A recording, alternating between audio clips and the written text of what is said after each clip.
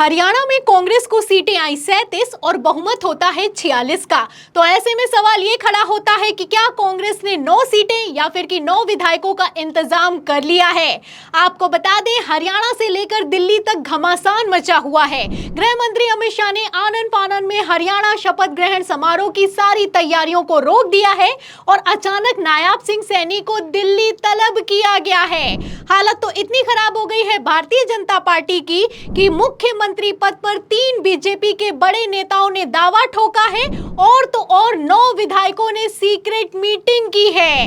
अब इसके बाद तो गृह मंत्री अमित शाह के भी हाथ पांव फूल गए हैं, क्योंकि ये 9 विधायक अगर इधर से उधर हुए तो भारतीय जनता पार्टी की सरकार गिरना तय है। तो फिलहाल बीजेपी में कैसे घमासान मचा हुआ है, पहले आप खबर देखिए, फिर इसके बाद अमित शाह ने मजबूरन क्या एक्शन लिया है उस पर आते हैं। तो जैसा कि आप जानते हैं कि बीजेपी आला कमान नायाब सिंह सैनी को मुख्यमंत्री बनाना चाहता है, लेकिन चाहने से क्या होता है। आपको बता दें, जब से हरियाणा में भारतीय जनता पार्टी को बहुमत आया है उसके बाद से तो मुख्यमंत्री पद के लिए तलवारें खिंच गई हैं।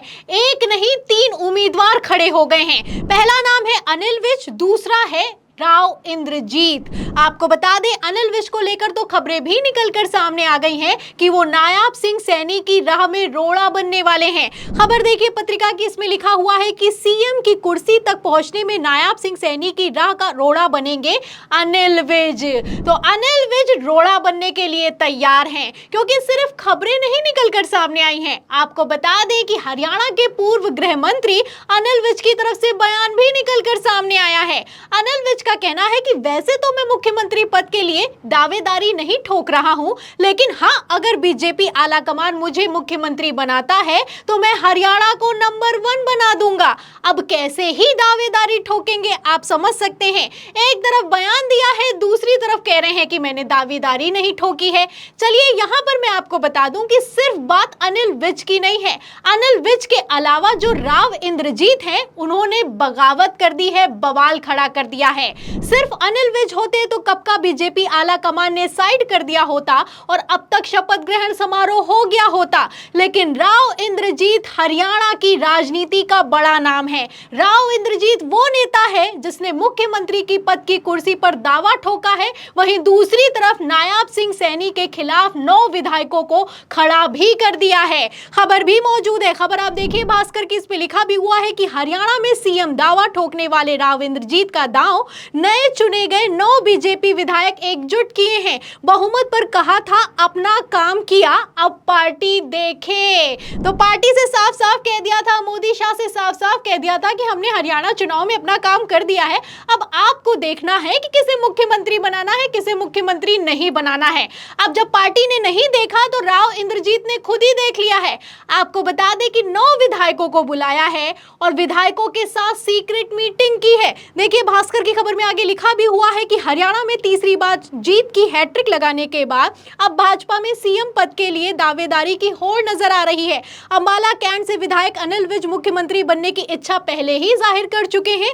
अब कुछ ऐसे ही तेवर गुरुग्राम से सांसद और अहिरवाल बेल्ट के कद्दावर नेता राव इंद्रजीत सिंह के भी नजर आ रहे हैं। सरकार गठन से पहले राव ने 2 दिनों में अहिरवाल बेल्ट के 8 विधायकों से मुलाकात कर हाई कमान को अपनी ताकत दिखाने का प्रयास किया है। और इतना ही नहीं, आगे सुनिए, इसमें लिखा है कि हाल ही में उन्होंने एक जनसभा को संबोधित करते हुए अपनी मंशा जाहिर करते हुए कहा, जिस क्षेत्र के लोगों ने तीसरी बार सरकार बनाई उनका ध्यान रखना चाहिए। तो आप देख सकते हैं कि कैसे राव इंद्रजीत बीजेपी आला कमान को लाल आंखें दिखा रहे हैं। मीटिंग पर मीटिंग की जा रही है। अब ऐसे में समझने वाले ये समझते हैं कि राव इंद्रजीत कितना बड़ा खेला करने की तैयारी में है, क्योंकि लोकसभा चुनाव 2024 में ही राव इंद्रजीत ने मंच से मुख्यमंत्री बनने की इच्छा जाहिर की थी। तब तो मुख्यमंत्री बनाया नहीं, और अब जब एक बार फिर से बीजेपी को बहुमत मिला है तो राव इंद्रजीत ने इस पद पर दावा ठोक दिया है।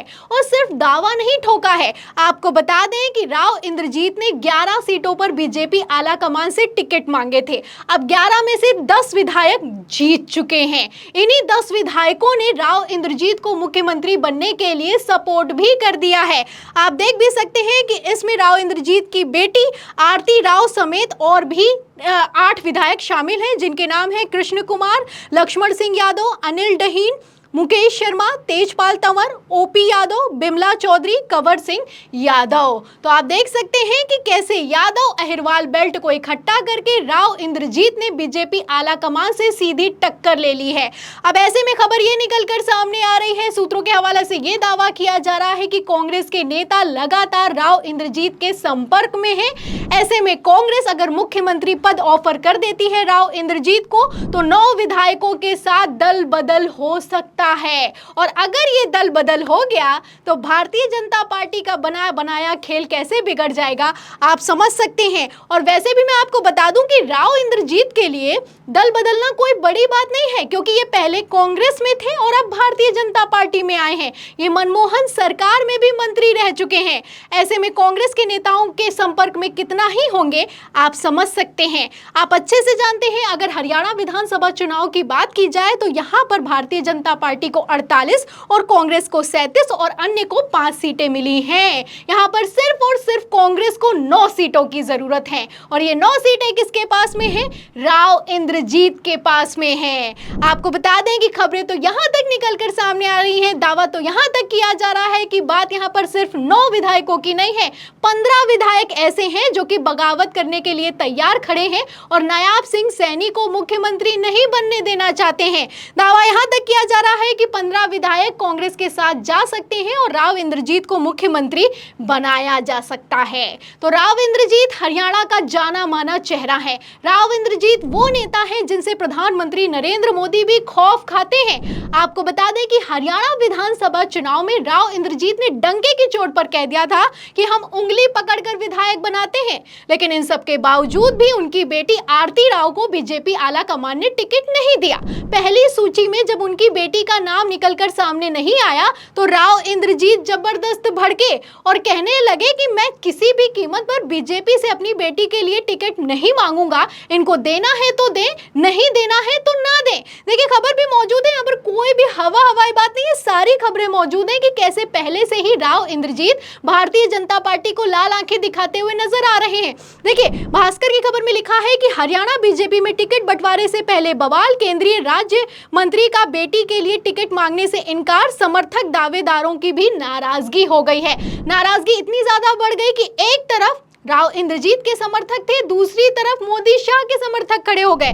खबर देख सकते हैं, इसमें लिखा भी हुआ है कि अटेली में आरती राव को टिकट देने का विरोध, बीजेपी वर्करों ने खोला मोर्चा, नारेबाजी। कुलदीप यादव बोले 2 दिन इंतजार करें, तो इंतजार पर इंतजार करते रह गए, लेकिन फिर भी मजबूरन प्रधानमंत्री नरेंद्र मोदी को राव इंद्रजीत की बेटी को आरती राव को टिकट देना पड़ा।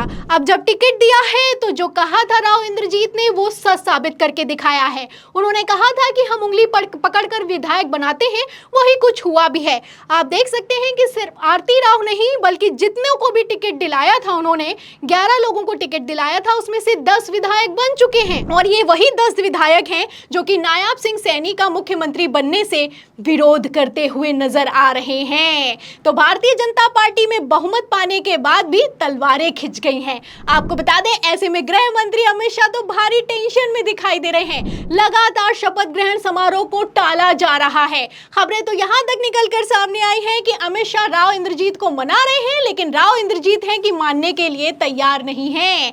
ऐसे हालातों में नायाब सिंह सैनी को अचानक से दिल्ली में बुलाया गया है और दिल्ली में बुलाकर शपथ ग्रहण समारोह को ही टाल दिया गया है। और ये पहली बार नहीं, 3 बार अब तक हरियाणा के शपथ ग्रहण समारोह को टाल दिया गया है। पहले 12 को होने वाला था, फिर 15 को और अब 17 को होने वाला है। फिलहाल ये 17 को भी हो पाएगा या फिर कि नहीं हो पाएगा, आपको क्या लगता है? आपको क्या लगता है कि आखिर क्यों बहुमत होने के बावजूद भी भारतीय जनता पार्टी अभी तक मंत्रिमंडल का गठन नहीं कर पाई है या फिर कि शपथ ग्रहण समारोह को ऑर्गेनाइज नहीं कर पाई है? क्या हरियाणा में अभी भी खेला बाकी है और क्या कांग्रेस ने खेला कर दिया है? इस सवाल के जवाब में इस पूरी खबर पर भारतीय जनता पार्टी की बहुमत पाने के बाद भी ऐसी हालत पर आपकी क्या राय है, हमें कमेंट बॉक्स में जरूर लिखें। वीडियो को ज्यादा से ज्यादा शेयर करें, हमारे चैनल को लाइक करें, सब्सक्राइब करें, ज्वाइन करें। फिर मिलते हैं अगली खबर के साथ, तब तक के लिए धन्यवाद।